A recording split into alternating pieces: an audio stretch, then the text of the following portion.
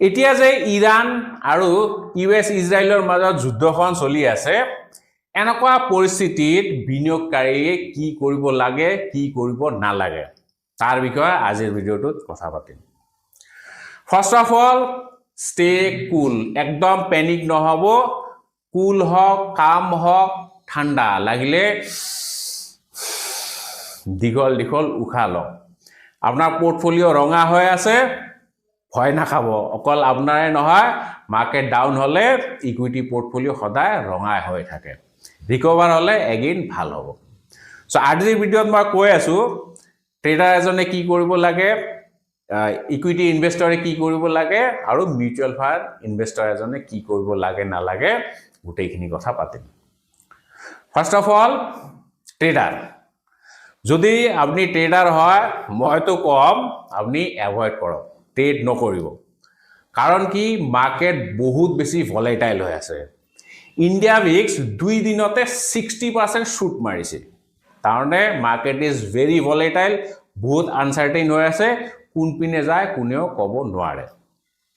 আৰু যদি আপনি একদম নিজকে কন্ট্ৰোল কৰিব নোৱাৰে তেতিয়া হলে কম একেবাৰে ষ্ট্ৰিক ষ্টপ লছ লগাই ট্ৰেড কৰিব যদি অপশন ট্ৰেডাৰ হয় তেতিয়া হলে সদায় হেজিং পজিশনে বনাব দ্বিতীয়তে যদি আপনি এজন ইকুইটি ইনভেষ্টৰ হয় মানে ষ্টকত বিনিয়োগ কৰিছে পোৰ্টফলিঅ ৰেড হৈ আছে ডাউন হৈ আছে ডোন্ট পেনিক হৈ পেলাই এটা ষ্টকো বিক্ৰী নকৰিব এতিয়া হ্যাঁ যদি আপনি ভাবিছে যে মোৰ পোৰ্টফলিঅ এটা দুটা বেয়া ষ্টক সোমাই আছে আৰু এতিয়া কিছুমান ভাল ষ্টক বহুত সস্তাত ট্ৰেড কৰি আছে তো আপনি অলপমান লস বুক কৰি পেলাই হলেও ভাল ষ্টক লব পাৰে কিন্তু ভাল ষ্টক মানে লোকৰ মুখত শুনি পেলাই ভাল নহয় বা নিউজত শুনি পেলাই সোশ্যাল মিডিয়াত চাই পেলাই ভাল ষ্টক নহয় আপনি নিজে ফান্ডামেন্টাল এনালাইসিস কৰি পেলাই যদি গম পাইছে ভাল বুলি তেতিয়া হলে এইটো কাম কৰিব আদাৰৱাইজ তেনেকে থাকিবলৈ দিয়ক মাৰ্কেট যেতিয়া ভাল হ'ব